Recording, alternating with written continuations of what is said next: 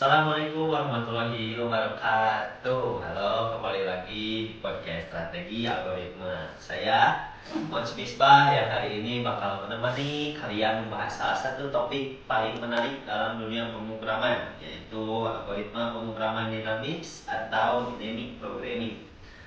Dan tentu saja saya tidak sendiri, sudah hadir bersama saya Pak Rajib Malik Fajar selaku narasumber yang akan berbagi insight tentang topik kali ini. Oke, halo Kak, apa kabar? Alhamdulillah baik. Terima kasih sudah mengundang saya di podcast ini. Senang bisa berbagi tentang algoritma dynamic programming. Oke, saya juga senang banget. Oke, langsung saja kita mulai pembahasannya.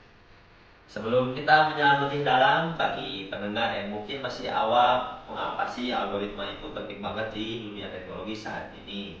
Dan mengapa tema pemrograman dinamis ini begitu relevan? Ya, benar sekali. Seperti yang telah kita ketahui, bahwasannya algoritma itu bisa dibilang otak dari setiap aplikasi dan sistem yang kita gunakan. Pentingnya algoritma terletak pada efisiensi dan efektivitas dalam menyelesaikan permasalahan.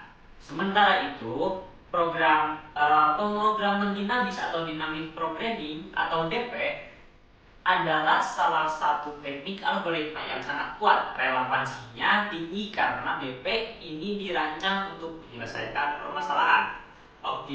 Optimasi di mana kita harus mencari solusi terbaik, maksimal ataupun minimal di antara banyak kemungkinan.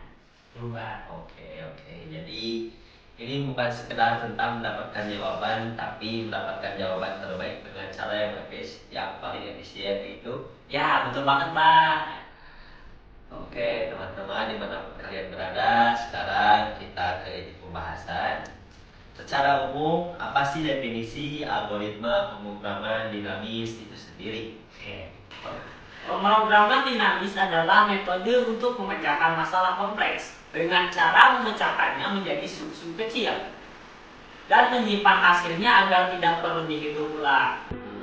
Konsep kuncinya adalah struktur submasalah yang optimal dan submasalah yang tumpang tindih atau overlapping sub-problems.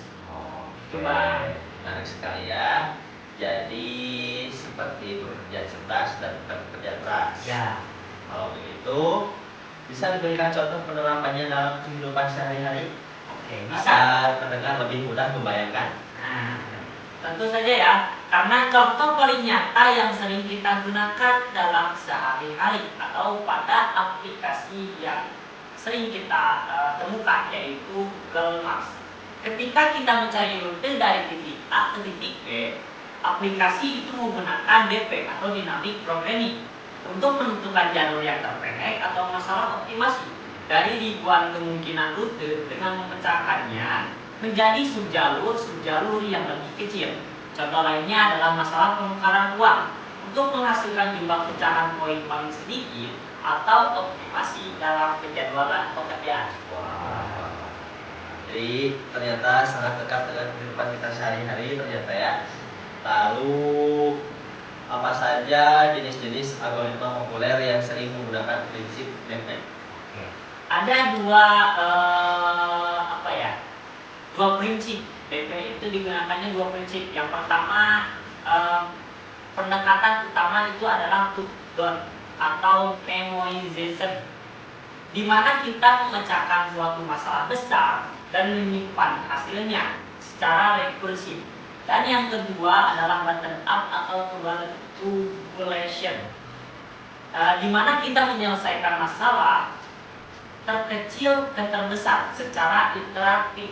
Contoh khususnya antara lain adalah Fibonacci sequence, masalah transfer atau LCS, dan algoritma penemuan jalur terpendek seperti Warshawski. Oke.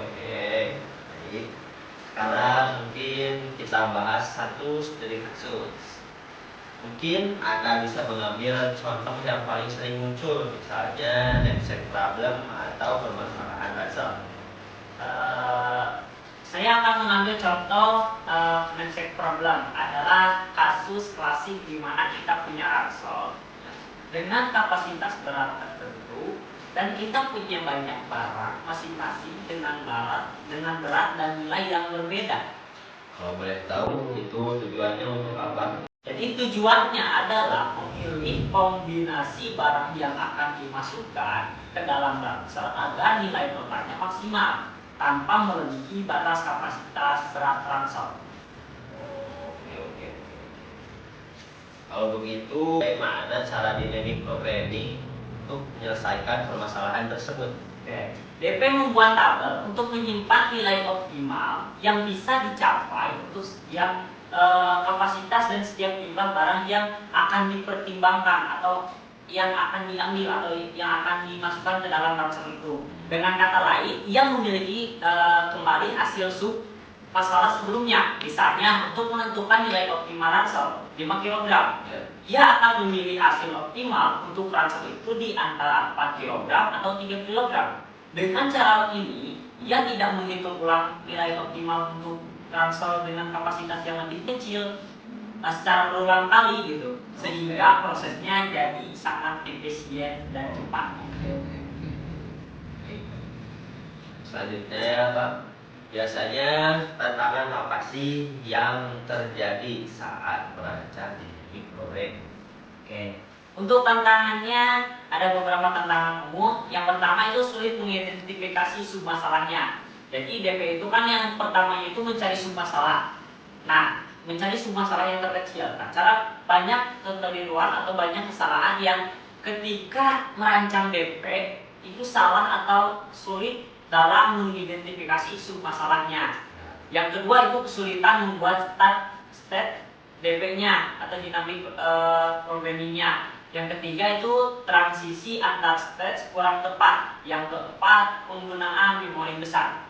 Untuk solusinya sendiri, yang pertama banyak latihan mengenali pola DP, banyak mengenal struktur atau cara jalannya DP atau dynamic programming itu sendiri. Yang kedua itu mulai dari versi sederhana. Yang ketiga itu visualisasikan tabel DP atau praktekkan, gambarkan dengan acuan atau teori yang kita temui dalam AI sekarang gitu Bang. Ya, yang terakhir itu gunakan optimasi ruangan. Wah, menarik sekali ya pembahasan untuk dynamic programming ini. Lanjut, oke Bang. Sebelum kita menutup sesi diskusi yang mencerahkan ini, apa tips praktis yang bisa Anda berikan untuk pengembang atau pelajar yang ingin memperdalam pemahaman tentang dynamic programming ini?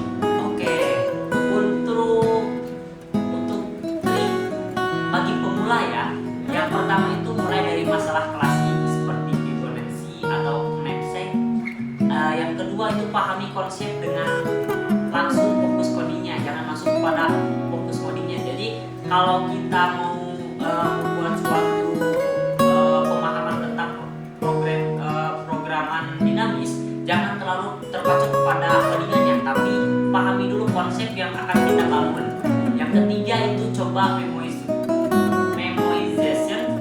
atau tabulation. Yang keempat latihan rutin, jangan sampai kita gak mau latihan tapi pengen cepet beres gitu.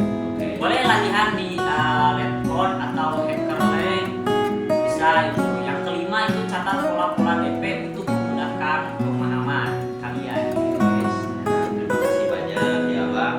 Ya, buat teman-teman dimanapun kalian berada, ringkasannya pemrograman dinamis adalah teknik luar biasa untuk masalah optimasi dengan cara memecah masalah menjadi submasalah yang gampang ini dan menyimpan hasilnya untuk menghindari perhitungan ulang.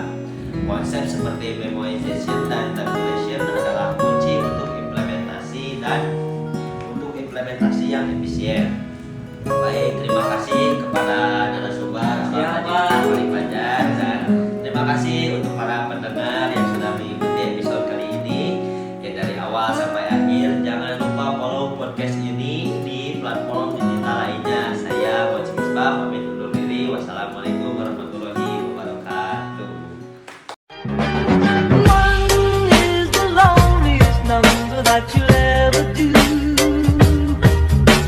Two can be as bad as one. her.